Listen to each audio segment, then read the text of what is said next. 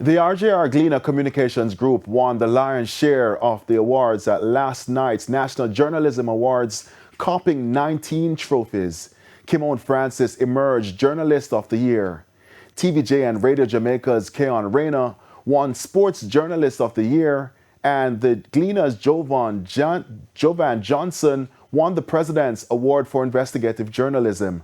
Raquel Porter won the Hector Bernard Theodore Seeley Award for News. Ramarda Lyons copped the award for excellence on reporting on technology and agriculture. Amoy Harriott, formerly of TVJ, now at CBM TV, won the Young Journalist of the Year award.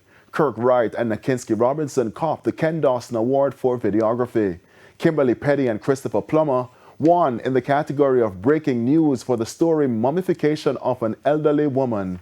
Giovanni Dennis, formerly of TVJ, now at CBM TV, won the award for excellence in reporting on the environment along with Best Television Feature Documentary.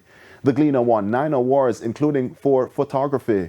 The Jamaica Observer won 2 awards, Irie FM 1, and Dion Jackson Miller for her YouTube series Time for Tea.